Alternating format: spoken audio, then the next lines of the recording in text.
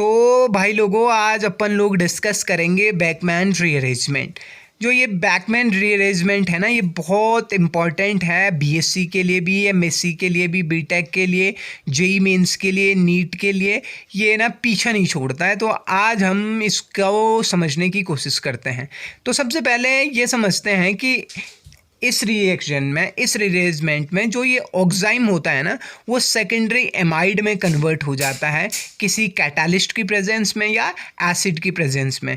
या तो इसको ऐसे कहिए या तो ऐसे कहिए कि आपका जो ऑक्साइम होता है वो एसिड की प्रेजेंस में या कैटलिस्ट की प्रेजेंस में वो नाइट्रोजन सब्स्टिट्यूटेड कार्बोक्सिलिक एमाइड में कन्वर्ट हो जाता है।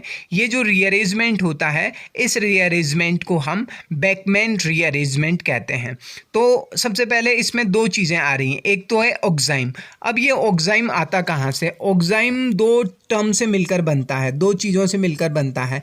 एक तो हाइड्रोक्सी और दूसरा इमाइन। तो हाइड्रोक्सी और इमाइन जब जुड़ जाते हैं तो वो ऑक्साइम बनाते हैं, ठीक है।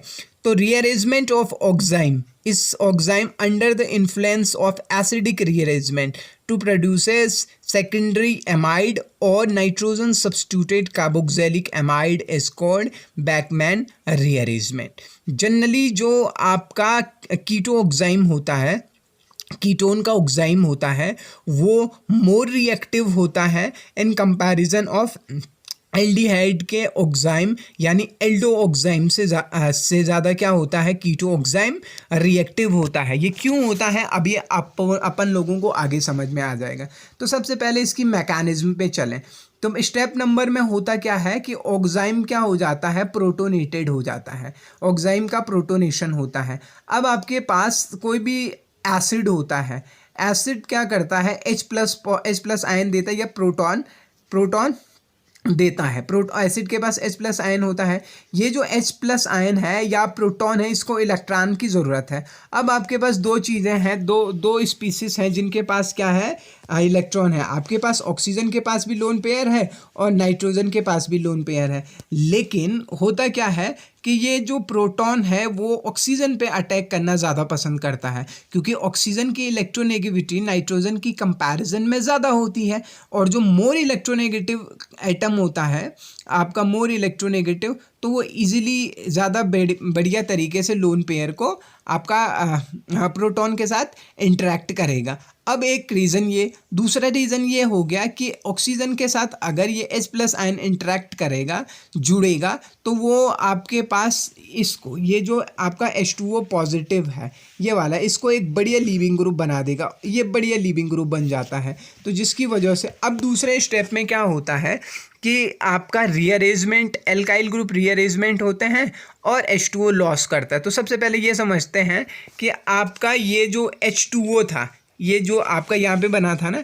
ये लीविंग ग्रुप चले जाता है तो यहाँ से H2O चले जाता है। अब H2O चले जाने के साथ साथ क्या हो जाता है? नाइट्रोजन की बैलेंसी फुलफिल नहीं होती है, नाइट्रोजन हाईली अनस्टेबल हो जाता है। तो होता क्या है कि आपका जो कार्बन के साथ दो एल्काइल ग्रुप अटैच हुए थे, एक एल्काइल ग्रुप आपका क्या कर जाता है? मूव कर जाता है या माइग्रेट कर जाता है। और ये स्टेप आपकी रेट डिटरमाइनिंग स्टेप होती है। अब आप पूछेंगे कि कौन सा ग्रुप, कौन सा एल्काइल ग्रुप, दो एल्काइल ग्रुप है, कौन सा एल्काइल ग्रुप माइग्रेट करेगा?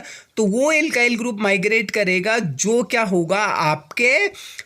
जो आपके लीविंग ग्रुप या हाइड्रोक्सी ग्रुप के एंटी में होगा। तो ये हाइड्रोक्सी ग्रुप या लीविंग ग्रुप है, ये लीविंग ग्रुप है और इसका एंटी में कौन सा है?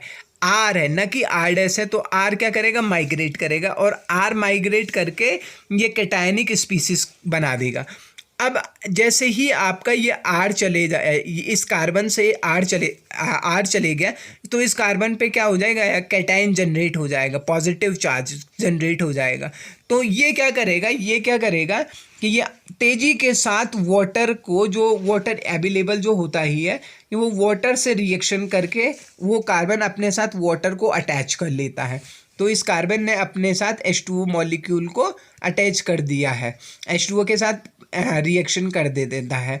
अब क्या है? ऑक्सीजन पे पॉजिटिव चार्ज होने की वजह से यहाँ पे एक H पॉजिटिव आपका लॉस हो जाता है और वो H2O में हाइड्रोक्सी ग्रुप में क्या हो जाता है? कन्वर्ट हो जाता है। यहाँ से एक H पॉजिटिव निकला तो वो किस में कन्वर्ट हो गया?